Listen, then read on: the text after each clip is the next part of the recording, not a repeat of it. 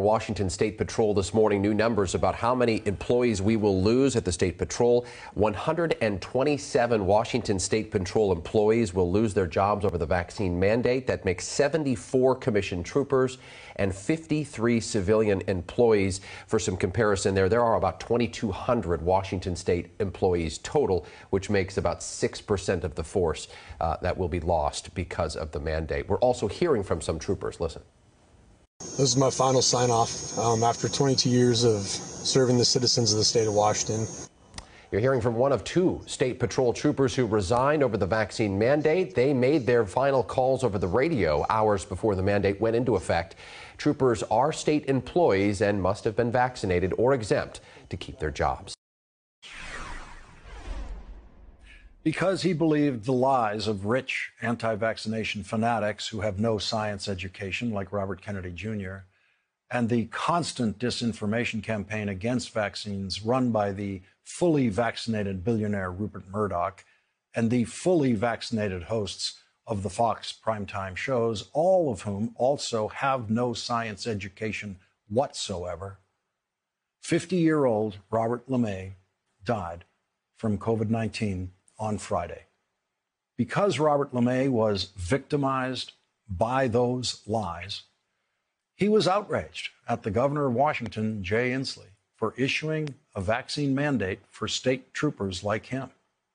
He went viral in October with this video. This is my final sign-off after 22 years of serving the citizens of the state of Washington.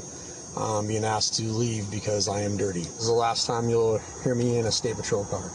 And Jay Inslee can kiss my ass. Robert LeMay's income supported his wife and 4 children. His paycheck was the only source of support in that family. And the Fox hosts, who make tens of millions of dollars for supporting lies, made what they called a celebrity out of one of their victims. What's next for you, other than being a celebrity now? What's next for you? I'm the spokesperson for thousands and thousands, I even say millions of people. I think there's 2 million people that have actually viewed it. It's been 99% positive from everybody. I think this is my path right now. There's a lot of job offers that I'm getting, phenomenal job offers. All right, well, I'm just a sleeping giant. Yeah, we may be a sleeping giant. So we hope that that's what's happened here. We've awakened it slowly but surely.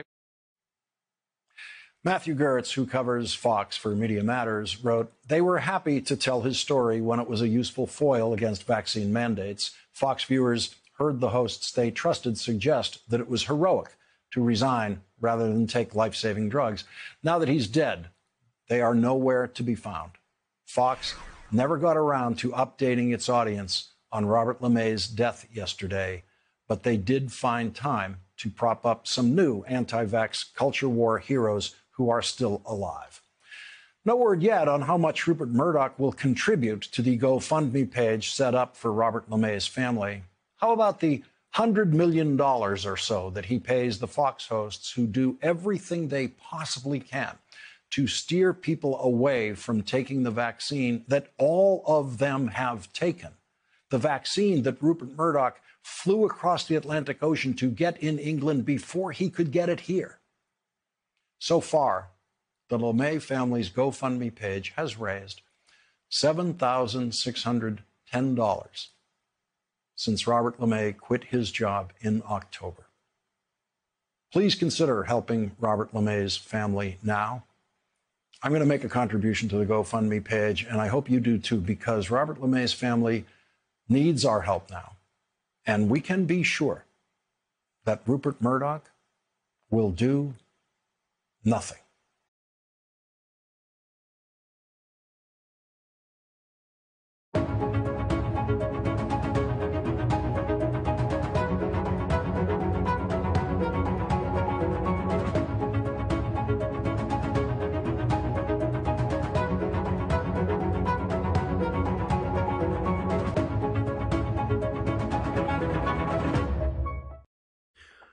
Yet another anti-vax crusader, anti-COVID restriction crusader, has died from COVID-19. This time it was Washington State former police officer, a man by the name of Robert LeMay. LeMay famously, last fall, after Washington Governor Jay Inslee instituted his, vax or get kicked off the force mandate, LeMay, posted a video where he said, "This will be the last time you hear from me in a state patrol car, and Jay Inslee can kiss my ass." He's dead from COVID after spending a month in the hospital, after spending weeks on a ventilator because he refused to get vaccinated. Married, father of 4, dead because he wanted to make a political statement saying, "I'm not going to comply. I'm not going to live in fear." And now you're not going to live. You're dead. He died on Friday. And as I always say, I am not reporting this story as a ha-ha gotcha moment. Look what happened to you. I never do that. I do not celebrate these people's deaths, as unfortunately too many people on the left are actually doing. Stop it. This man's death is not something to celebrate. It is, in fact, something to mourn. Father of 4. Father of 4. I'm sorry, but I don't care how much I disagree with you. I don't care how much I disagree with your profession. I'm not going to celebrate the fact that this man is dead. I'm going to be sad about it. Actually, I'm going to be angry about it because I am. These individuals are getting their minds warped.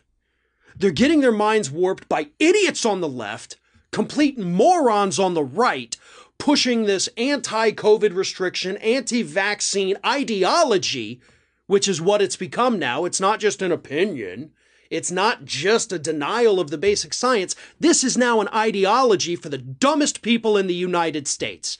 That's how I feel about you. That's what you are. And every time another one of these stories comes up where an anti-vaxxer dies of COVID, the blood's on your hands. These people's deaths are your responsibilities now. I want you to wear them around your neck for the rest of your life. Is it worth the money you're getting? Because let's be honest, folks, anti-vaxxers are pulling in tons of money, millions and millions of dollars to some of the biggest organizations in this country responsible for a portion, the biggest portion, of COVID misinformation and vaccine misinformation. Pulled in millions of dollars last year pushing this BS that is getting people killed. All the YouTubers that have now decided to jump in on the, oh, I'm going to be anti-vax now. Oh, I'm going to be anti-COVID restrictions. Oh, they're getting views hand over fist, folks. They're making more money than they know what to do with this shit. Because the deaths don't matter to them.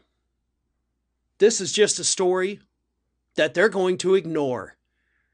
None of them are going to look at this and say, you know what, maybe I'm wrong. Maybe I should send all this money I'm making to this man's 4 children and his wife. Maybe I should help cover the funeral costs. Because that's what should happen. And if you happen to know any of these individuals I'm talking about, maybe you can send them this story and say, you helped this happen. What are you going to do to try to help this family now? This is Hattie. Hattie wants to know why you have not subscribed to our channel. You obviously like our videos, so do us a favor and subscribe.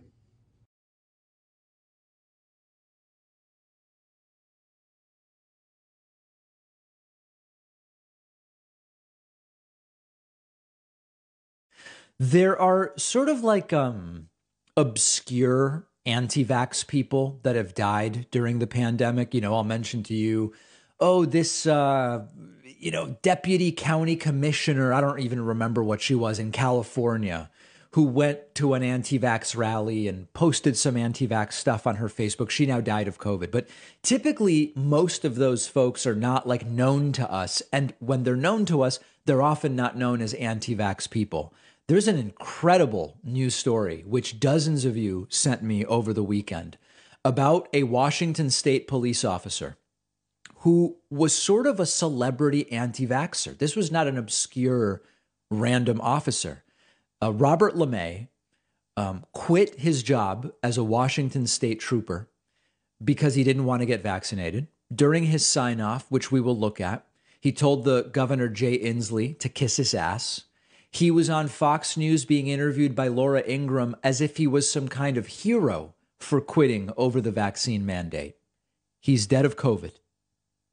He's dead of COVID. State trooper who told governor to kiss my ass over vaccine mandate dies of COVID-19. This is from 2 days ago. Robert LeMay, 51, famously signed off in his squad car after 22 years of service in October, just a few months ago, while blasting Democratic Governor Jay Inslee. The governor had mandated state workers get vaccinated against COVID, not unique to the state of Washington. LeMay died on Friday. Here is his principled and defiant sign-off, where he also sends a shot across the bow at the Governor Jay Inslee. Wish I could say more, but this is it. So, State 1034, this is the last time you'll hear me in a state patrol car. And Jay Inslee can kiss my ass. Wow, what a principled and defiant action that this guy took. Once again, he was also known to the Fox News community. Here he is being interviewed by Laura Ingraham and getting a hero's welcome. This was in October, right around the time that he did this stunt. Well, last time I checked, they weren't really worried about the vaccination status at the border when we had tens of thousands of people waved in one, a 2-week period. So they don't seem too concerned about that, Robert. What's next for you, other than being a celebrity now? What's next for you? Yeah, other than catching COVID and dying, right? So I'm overwhelmed. I really am. I'm a pretty private person. And my son's in the military, and I'm like, son, this is what's happening. He goes, all right, Dad, I'm going black. So we're just trying to put our feet on the ground. And it's funny, we're very religious people, and we prayed about all this when this first started. Lord, what do you want us to do? And notice that the prayer did not save him from COVID. And that's, did he not pray correctly? Did he not pray hard enough? Did he do other things wrong so that God did not answer his prayers? Because for all the prayer, he died of COVID. It's our path, and we've had applications out of state and all types of stuff, but Lord never really pointed us to one point. So we said, okay, maybe this is the fight. Well, then that came out and it went viral, and I'm like, okay, this is what you want us to do right now. So I'm the spokesperson for thousands and thousands, I even say millions of people. I think there's 2 million people that have actually viewed it. It's been 99% positive from everybody. I think this is my path right now. There's a lot of job offers that I'm getting, phenomenal job offers. All right, well, I'm just a sleeping giant. Yeah, we maybe a sleeping giant. All right, so and there, Laura Ingraham cuts him off. She's had enough of it. So what was next for Robert LeMay was catching COVID unvaccinated and dying. And of course, as I've said before, we can't say for sure about any individual he would have survived had he been vaccinated. You can't ever say that about a particular person. Statistically, because the vaccines are so effective at preventing serious illness and death, all those great job offers that he was getting, all of this celebrity welcome and all of it, he would have been able to carry it out had he just been vaccinated. But of course, had he been vaccinated, he never would have become the anti-vax hero in the first place. The takeaway here, guys, is this is a cautionary tale. We're not dancing on his grave. The cautionary tale is no matter how brazen your rhetoric is, no matter how alpha you believe yourself or others believe you to be because of your job or because of your physical appearance or whatever, COVID might kill you. And so we have one tool that really reduces the odds of that, and it's the vaccine. This guy chose to forego it. It was because of his prayer to God, not because of any valid medical reason or anything else. He has now died of COVID. Celebrity anti-vax cop who told Jay Inslee to kiss his ass is dead, and he will not be working any of those other jobs. We'll take a quick break and be right back. Robert LeMay was a Washington state police officer who became something of a hero on the anti-vax right after he was fired from his job last October for refusing to get vaccinated. LeMay gained particular notoriety for his rather crude send-off to Washington's Democratic Governor Jay Inslee. This is my final sign-off after 22 years of serving the citizens of the state of Washington, being asked to leave because I am dirty. This is the last time you'll hear me in a state patrol car, and Jay Inslee can kiss my ass. In addition to a number of glowing segments, that video earned LeMay 2 interviews on Fox News, including one with the network's primetime star, Laura Ingraham, who said the officer had become a celebrity for his refusal to get vaccinated. What's next for you, other than being a celebrity now? What's next for you? I'm the spokesperson for thousands and thousands, I even say millions of people. I think there's 2 million people that have actually viewed it. It's been 99% positive from everybody. I think this is my path right now. There's a lot of job offers that I'm getting, phenomenal job offers. All right, well, I'm a just sleeping giant. Yeah, we maybe a sleeping giant. So we hope that that's what's happened here. A month ago, LeMay was tragically hospitalized with COVID, and after spending some time on a ventilator, he succumbed to the virus last Friday. He leaves behind a wife and 4 children. It's an unbelievably sad story. LeMay was a true believer who really did not trust the vaccine, and he lived his values and principles. LeMay is also not alone. I mean, a staggering number of law enforcement officers have died from COVID. In fact, it has been their leading cause of all cops in the country, the leading cause of death for 2 years now. It's also a microcosm of a larger daily tragedy in America that's almost unfathomable. We're still losing a shocking number of people every day now, roughly a year after vaccines became widely available. An average of around 2,500 Americans are dying day after day after day after day after day. 2022 will be another year in which COVID is one of the leading causes of death in America.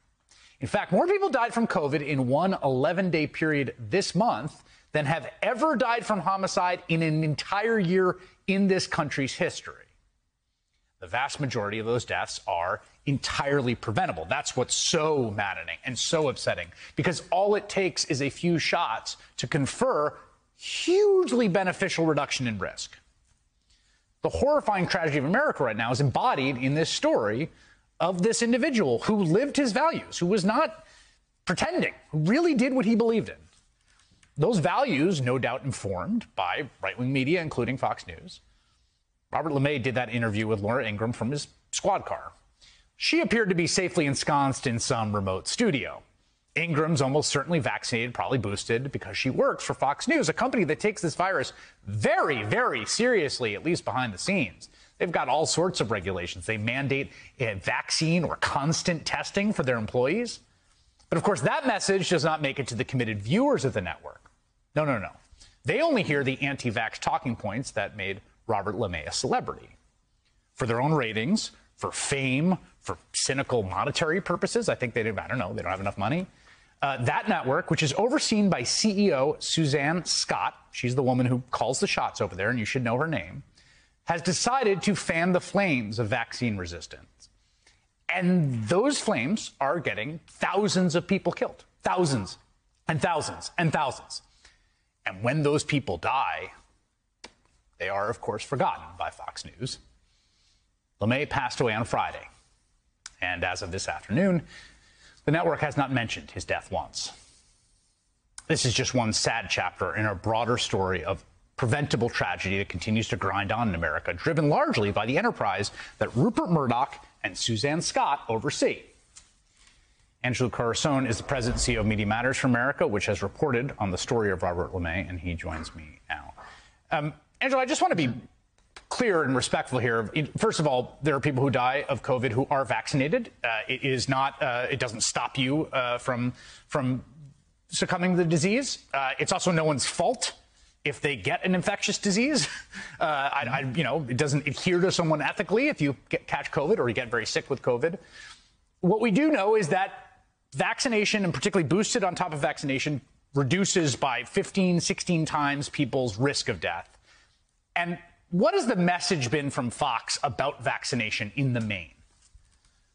The bottom line, people don't remember the individual claims, right? They remember the narrative, the takeaway. And the takeaway from Fox News is not only that the vaccine is not effective, but Fox's current coverage is that the vaccine will kill you.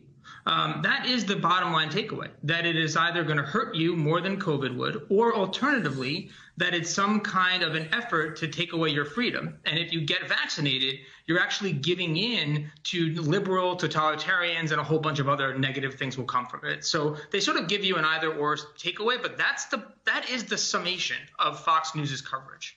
How much do you think that's how much is that supply and how much is it demand? Meaning, how much are they catering to the views of their audience already and just chasing them with no concern for whatever that might do ethically?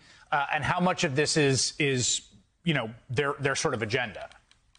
So I think that's a very good question, because it actually gets to the thing that adds another layer of disappointment and tragedy to these already tragic deaths. It didn't have to be this way. You can go all the way back to April of 2020, when Fox News, in just a span of a week, devoted 91 segments to getting people to go out to the reopen events, to actually flouting all the public health measures. And you can actually measurably track the change in vaccine skepticism, but not just vaccine skepticism. Their anti-vax coverage is part of anti-public health measure coverage as well. They track very closely together. So there was a moment when their audience, obviously a core part of them would have some hesitancy or some anxieties, but the real fuel here and that big shift that you're referring to, it didn't have to be that way. It really was a consequence of supply. Fox News didn't just flood the market with the vaccine and anti-public health measures, they cornered it. And I think that's why it's had such lethal effects. Rupert Murdoch, of course, who's the owner of Fox News and has properties across the world, Australia and the UK, and across the English-speaking world particularly. My understanding is that his properties in the UK do not take this line. That this is a Fox choice. And in fact, Murdoch, put out a statement when he very early in line to go get the vaccine and, praised the National Health Service and has his vaccine. But, this is his network and they're choosing to do it.